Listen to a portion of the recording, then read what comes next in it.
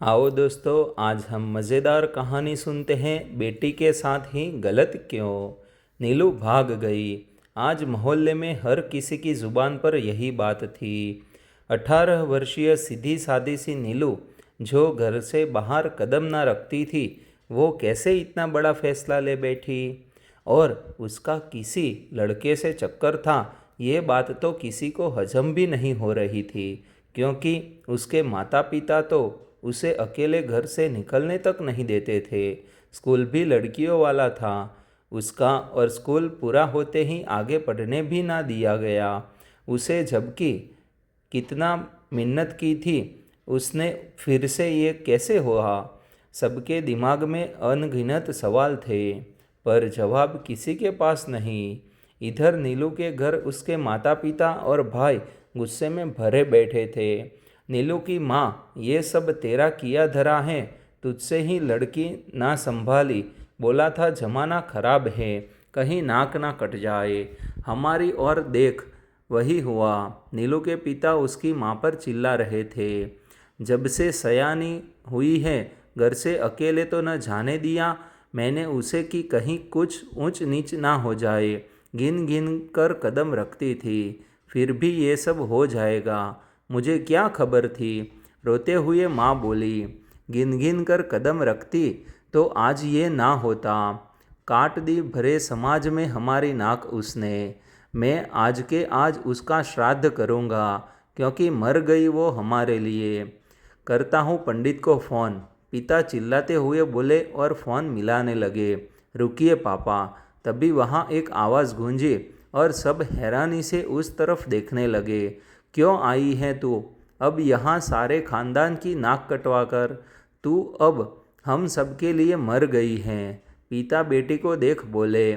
जीवित थी कब मैं पापा, कब आप लोगों ने मुझे जीवित समझा, कब आप लोगों ने मुझे इंसान समझा।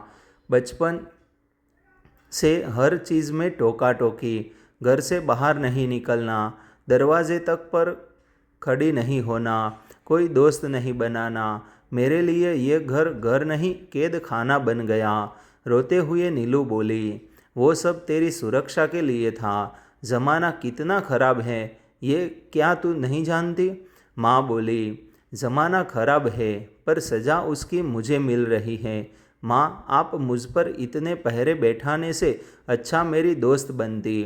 पापा, आप ऑफिस से मुझसे दिन भर की बातें करते, मुझे ऊंच नीच समझाते, मुझे ये आश्वासन देते कि आप हर घड़ी मेरे साथ हैं, तो मैं खुद ही घिन घिन कर कदम रखती।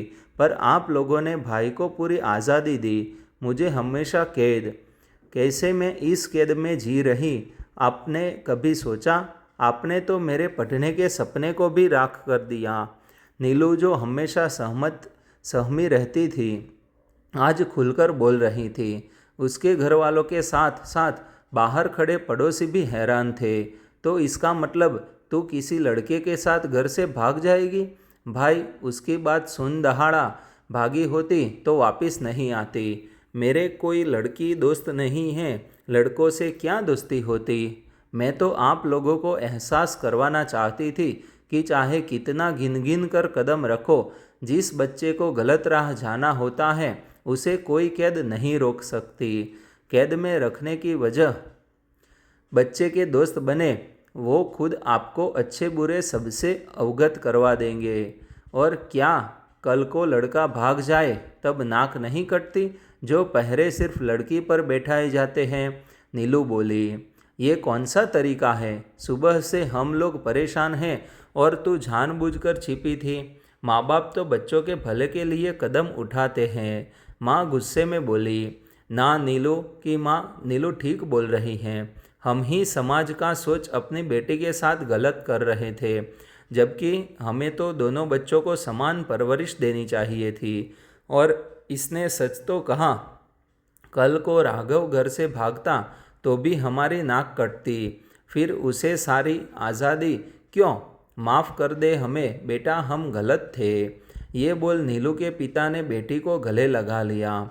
नीलू की आंखों से आंसुओं की बरसात हो गई।